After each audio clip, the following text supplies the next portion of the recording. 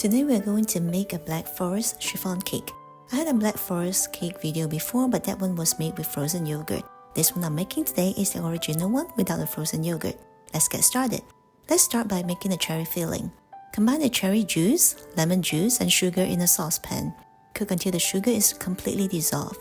This is the type of cherry I use. While waiting for it to boil, dissolve the cornstarch in a little bit of the cherry juice. Adding cornstarch directly to boiling water will likely result in lumps and an unevenly thickened liquid, and we don't want that. Now that the sugar is completely dissolved, lower the heat, slowly pour in the cornstarch slurry while stirring it continuously. It will thicken up very quickly. When it's thickened to the consistency you like, turn off the heat and pour in the cherries. Stir until all cherries are nicely coated. Transfer it to a bowl to cool completely. This must be completely cool before adding it onto the cake. If you are in a hurry, you can put this in the fridge to cool off quicker. If you do, cover it with plastic wrap. Make sure the plastic wrap is touching the cherries to prevent skin from forming. Now let's make the cake. First, mix the oil, flour, and cocoa powder. If you have seen my previous chiffon cake videos, you'll know that I never need to sieve the flour. But since there's cocoa powder in here, I'll do it because cocoa powder tends to clump up in storage containers. First, combining the oil and flour won't develop gluten. You can stir it any way you want. Now add the milk and egg yolks. Stir until all well combined. Now let's whip the egg whites. Add cream of tartar to the egg whites and beat on high speed. Cream of tartar can stabilize the meringue. If you don't have it, you can add a small teaspoon of lemon juice or vinegar instead. You can also use a stand mixer for this. Both methods will work just fine.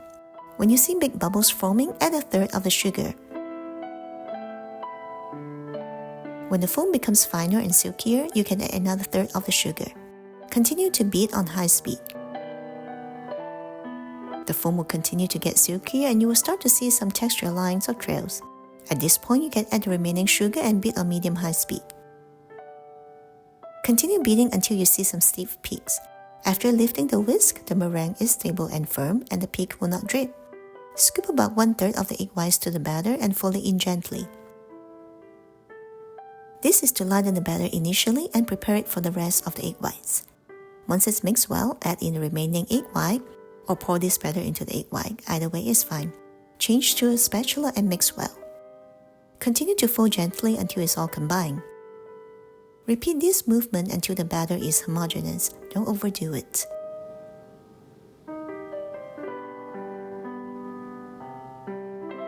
Transfer the batter into the pan immediately. Shake it, tap it a couple of times to get rid of the big bubbles, and draw a few circles with a toothpick to flatten the surface. Place in the preheated oven and bake at 300 degrees for 50 minutes. Personally, I prefer to bake it at 300 degrees for 40 minutes, then increase the temperature to 320 degrees for 5 minutes. This is after a few testings with my oven, as oven temperature varies. If I just bake it at 300 degrees for 50 minutes, even though it's perfectly baked, the top of the cake will be a bit sticky after it's cool. So if you have the same problem, you can do the same switch.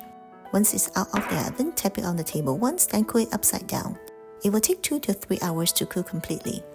While waiting for the cake to cool, let's make the chocolate garnish. Prep the counter by layering parchment papers on there and secure them in place. Melt any chocolate of your choice. I'm using some semi-sweet chocolate chips today. Heat this in the microwave 3 times in 30 seconds intervals. Take it out every 30 seconds and stir it around. Doing this will allow time for heat to transfer evenly. If you just do it for 1.5 minutes straight, you will burn the chocolate. Once it's all nicely melted, pour it on a piece of parchment paper. Spread it out evenly with a spatula. Now using the end of the spatula, pull it upward to create some little texture lines.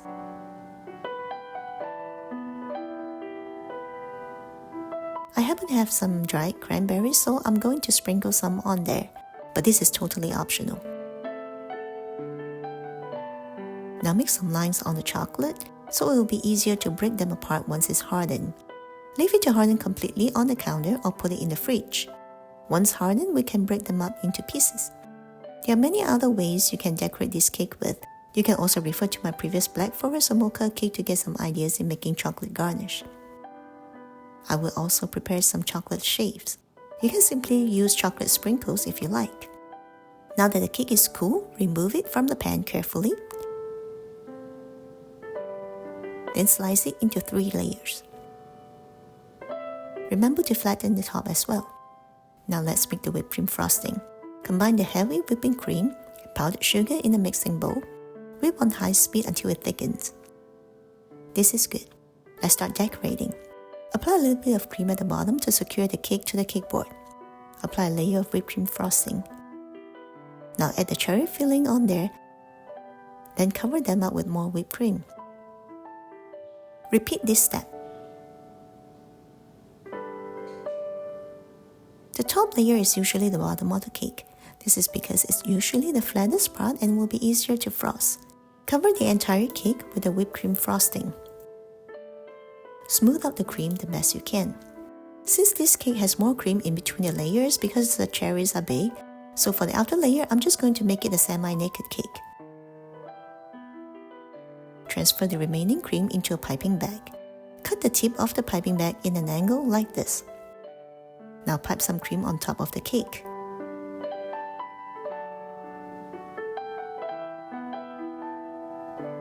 Add the chocolate garnish all around the cake. Finally, add some fresh cherries on top. And this is now completed. Thanks so much for watching.